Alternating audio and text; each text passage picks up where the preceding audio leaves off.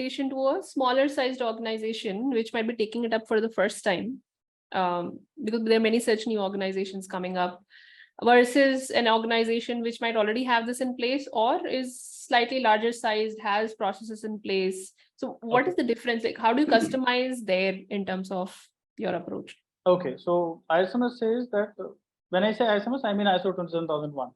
So 27001 says that you need to have a policy in place. By policy, they mean the spirit is that management must put information security in their front view and not in rear view. So yeah, so management needs to have a policy in place. So in Sanskrit we have a line. It's a yad bhava tad bhavati, meaning as your intention, so you will be. So you need to have a proper intent. You need to have a proper intention. So so and intention is always intention for a company always flows from management. So that is why management's intention is policy. You need to have a policy document. Now, if it's a smaller company, okay, then you don't need multiple policy documents. You can have one policy document. Okay, it can.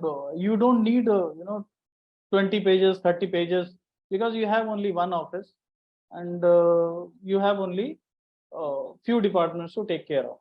For a bigger company, let's say offices in every city, in every country. So now they approach 27001 in a different manner. So I'll take two examples. One, which is tackling security for the first time. So let's say this office, this company has two offices in a city, and they are expanding. They just got a contract, okay, and they have not had any security certification or any. They have other customer certificate like CMM, etc. Because they are a software service provider. Customer only ask about CMM, etc. They have it. Now suddenly customer is asking, "Oh, do you have ISO 27001?" So now they are looking for 27001. They are slightly medium-sized company, but they don't have anything in security. So they tackle it in a phase-wise manner. They say, for now, I will implement 27001 because 27001 had two type of scopes. You can implement it across departments or you can implement it across buildings, because it has both physical and logical security elements. Yeah. So they say we pick this building for now. Okay, we implement it here because it's a management system. There are people, process, technology elements involved. So we'll go step by step. We'll first implement it here in this common building which is in this first building where all developers sit, and this is where the magic happens. And we will try to put security here, and then we will regulate to other offices. So we start from there and then add to the scope selectively. Now take another example of a company which is big, already has multiple customers across globe, has a variety of legal acts, laws and stipulations related to security. They don't have 27001. Now they want to implement 27000. Now, because of all these various laws that ask about information security in one way or other, and because of information security related clauses in customer contracts, okay, they already have some processes running. Some basic process run in every company. If you have an IT department, you will do patching. Okay, whether you run a VAPT or not, you will do patching.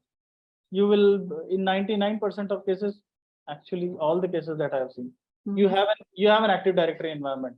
Okay, so which means you have some sort of password controls, policies. You will have an antivirus. Well, these are bare minimum things. You will have an IT staff. Okay. Now you just merge all of this and put a management system on top.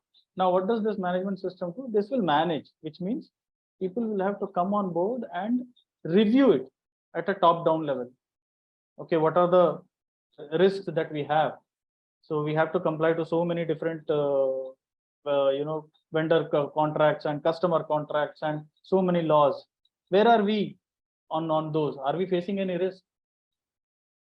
So financial industry specifically in India, for example, it says that all the transaction history, you will have to store the transaction history for X number of years.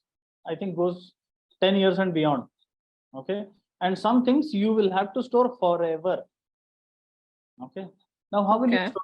Yeah, how will you store? Now, in this digital environment, if you are a bank, you will have fintech providers, your data will flow, you will have contracts that will take care of these. But how will you review? And how will you ensure that these things are happening? That ensure thing comes from having an ISMS in place. So we just set up a management system. In 90% of the cases, it's already there. Some VP or a collection of set of VPs, they sit once in a month, once in a 3 months, and they see all this. So we try to put a structure on it. We say this is a management review. Okay. So because these things are already happening, we just add security. We push security to little front. We say because 27001 has a specific, has a set of requirements, I think 7-8 requirements for management review meeting. They say you must discuss these. That's good. Yeah, well laid, well structured. Yeah, they have very structured. So all shalls, no here, there, you must do it.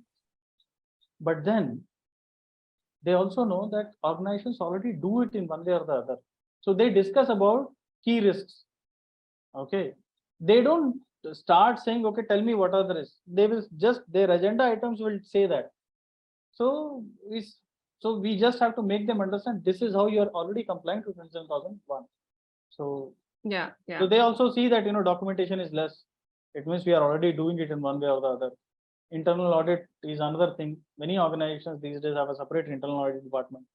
So we help them understand that. Yeah. I think from a customization standpoint, that's I think we're clarifying very well, like how different, even it impacts different sizes of organization, right? Not just domains. Yeah.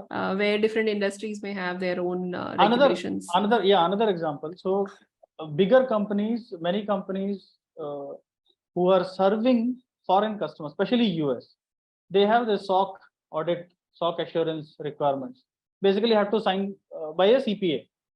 Okay, so SOC 2 has control objectives that are then checked by the CPA, and CPA signs on it. So management assertion, management says these are the controls that we are implementing.